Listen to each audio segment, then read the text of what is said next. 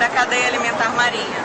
Então, desde os invertebrados bentônicos, peixes, tartarugas, aves marinhas e até mesmo os mamíferos, eles estão suscetíveis a ingerirem esses fragmentos. Podem provocar morte, sim, em eventos extremos. Isso vai depender da quantidade de plástico ingerido, da frequência com que esse plástico é ingerido e se esse plástico está levando junto com ele para dentro do trato intestinal do animal algum tipo de contaminante orgânico ou inorgânico associado.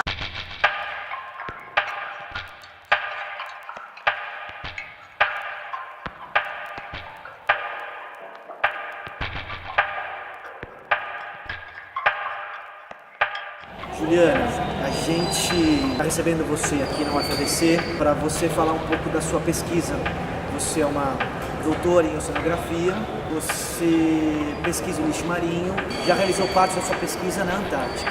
A gente queria começar falando sobre o lixo marinho. O lixo marinho ele é definido como todo resíduo sólido ou semissólido, tipicamente inerte, que entra nos ambientes marinhos e costeiros por inúmeras fontes. Quando nós jogamos o nosso lixo no local que não é apropriado, ele pode acabar nos ambientes marinhos e costeiros e causar danos para as pessoas e para a biota marinha. Eu monitorei um trecho de praia na Ponta Renequim, na ilha Regeorge, lá na Antártica, durante 40 dias. E um desses dias, quando eu estava fazendo a minha caminhada, eu me deparei com uma espiga de milho. Então, quer dizer, a espiga de milho, ela não é um polímero, não é um plástico, e no ambiente ele ia acabar, né, se reintegrando como matéria orgânica. Eu achei muito surreal encontrar uma espiga de milho. Já estava comida, quer dizer, era só a espiga mesmo do milho, num ambiente tão remoto como a Antártica. Então é um bom exemplo também de lixo marinho. Só sabendo de onde o lixo vem, você tem como minimizar o impacto que ele causa. Estudar as fontes é uma questão complexa, envolve inúmeras variáveis. E desde a década de 70 até hoje ainda existem muitas perguntas para serem respondidas. Didaticamente, as fontes do lixo marinho elas são divididas em fontes terrestres e fontes marinhas.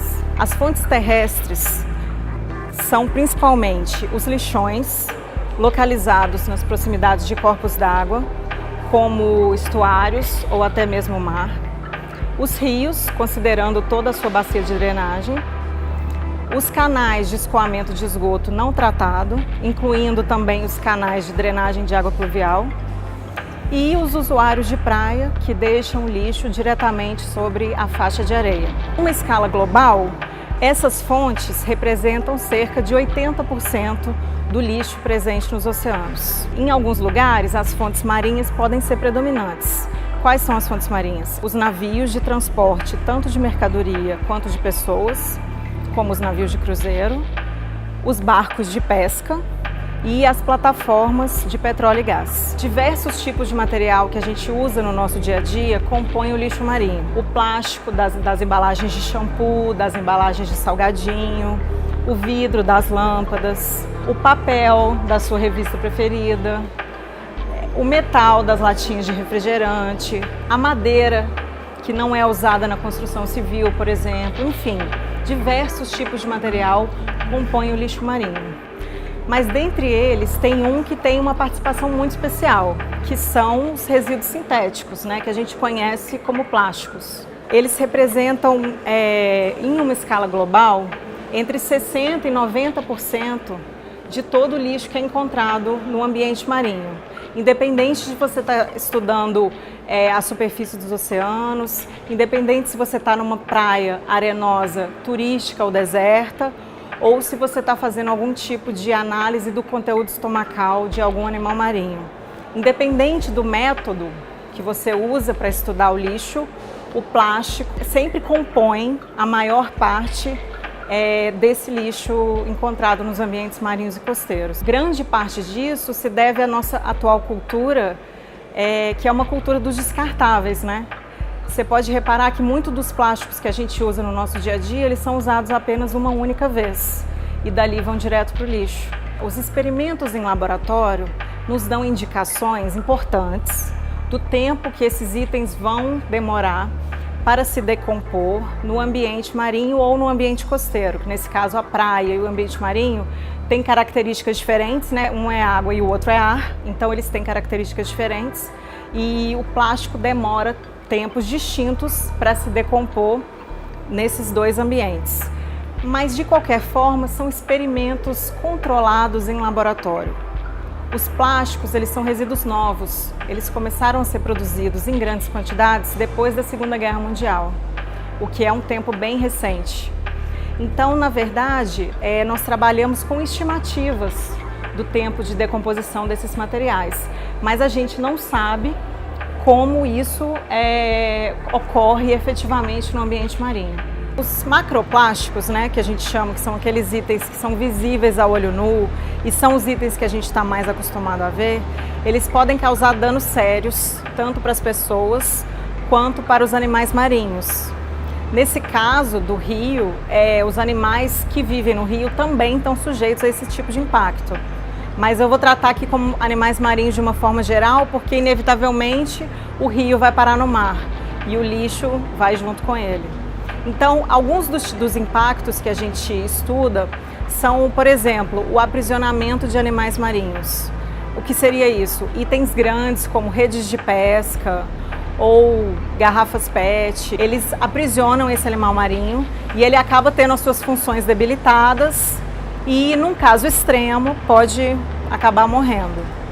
Outro tipo de impacto que a gente estuda é a ingestão do lixo marinho. Então, nesse caso, a ingestão ela pode ocorrer tanto de forma proposital, quando o animal ingere aquele item, né, achando que ele estava ingerindo um item da alimentação dele, convencional, ou de forma intencional, quando ele ingere o plástico ou juntamente com o seu alimento, ou esse plástico está disperso na água do mar e ele acaba ingerindo esse plástico por filtração, por exemplo, né? Como é o caso de alguns invertebrados ou das grandes baleias, por exemplo.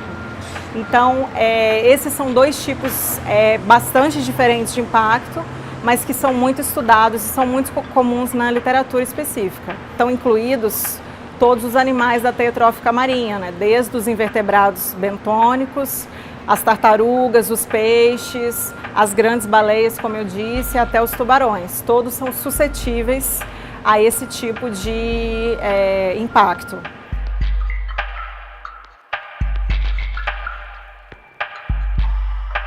Esses plásticos pendurados, eles são um efeito conhecido na literatura especializada como efeito árvore de Natal. Esse nome foi proposto há 2 décadas já para um pesquisador inglês e eu acho bem interessante. Aqui a gente está vendo um exemplo bem clássico de um efeito árvore de Natal. Então esses plásticos, eles não seguiram o curso com o rio até o mar, né? Eles acabaram parando e ficando presos na vegetação. Isso é muito comum tanto nos rios quanto nos estuários, nas áreas de manguezais. É um efeito muito comum. Essas sacolas plásticas, por exemplo, elas são bastante conhecidas pelo público em geral, pelo seu impacto com as tartarugas, né? As tartarugas se alimentam principalmente de quinidários gelatinosos, né? Que são animais marinhos. E no ambiente marinho, pensa-se, os pesquisadores acreditam que as tartarugas possam confundir esses quinidários com as sacolas plásticas. Eles lembram muito, o plástico tem muito essa coisa do mimetismo.